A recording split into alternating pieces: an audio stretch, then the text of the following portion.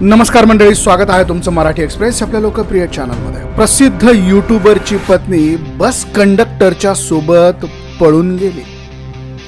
Social मीडियामध्ये आपली एक वेगळी ओळख करणारे कपल होतं आणि त्या कपल मधली ती महिला, त्या व्यक्तीची बायको, ही रात्रीच्या अंधारात चक्क नाईट गाऊनमध्ये घरातले सगळे दागिने, पैसे आणि इतर सगळ्या गोष्टी घेऊन पळून गेली. ती पळूनही कुणासोबत गेली तर बस कंडक्टर सोबत. तर मंडळी, ट्रॅव्हल ब्लॉग बनवणारे असंख्य जोडपे हे आजकाल आपल्याला सोशल मीडियावरती ॲक्टिव्ह झालेले दिसतात. त्यातनं ते प्रचंड पैसे देखील कमवतात. तसंच एक जोडपं होतं केरळमधलं आणि हे जोडपं आपले ट्रॅव्हल ब्लॉग्स बनवायचे. त्याचबरोबर प्रसिद्धी आणि पैसा हा खूप चांगल्या पद्धतीनं ते कमवत होते. पण या बाईला एका कंडक्टरचा नाद लागला आणि ती अगदी रात्रीच्या वेळेस नाईट गाऊनमध्येच त्याच्यासोबत फरार झाली. तर अशा या लोकांचं मॅरिड लाईफ हे अतिशय सुंदर असतं. आपण ज्या जोडप्यांना पाहून कपल गोल्स म्हणतो आणि त्यांच्या नात्याचा असा भयंकर शेवट होतो, हे कुणालाही पटणार नाही.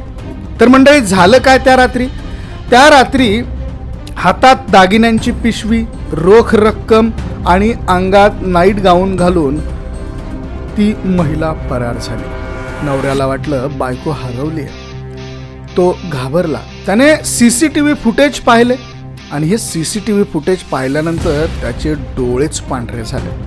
तर मंडळी, ही गोष्ट आहे प्रसिद्ध यूट्यूबर अखिल NRD आणि त्याची पत्नी मेघा यांच्यामधले.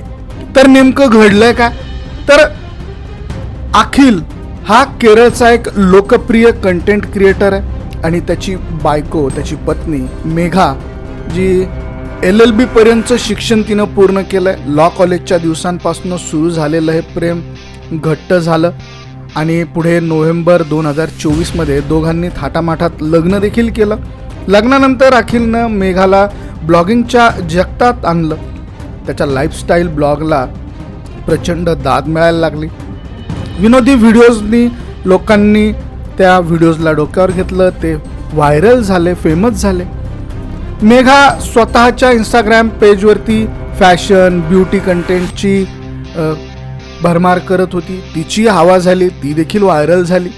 आणि या दृष्टीने हे परफेक्ट कपल ते कॅमेरासमोर अगदी सुंदर दिसत होतं.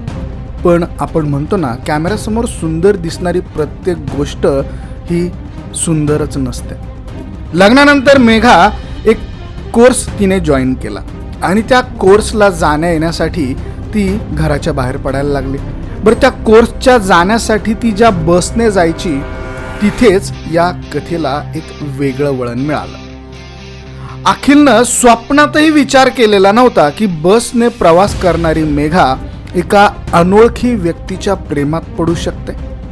तर झालं असं की या बसचा जो कंडक्टर होता, त्या कंडक्टर सोबत या मेघाचं अफेअर हे पुढे जुळून आलं. सुरुवातीला मैत्री झाली. मैत्रीमध्ये एकमेकांचे नंबर देवाणघेवाण झाले, एकमेकांमध्ये मेसेजेस व्हायला लागले. मैत्रीचं रूपांतर प्रेमात झालं आणि हा कंडक्टर आणि ही मेघा एकमेकांच्या प्रेमात पडल्या.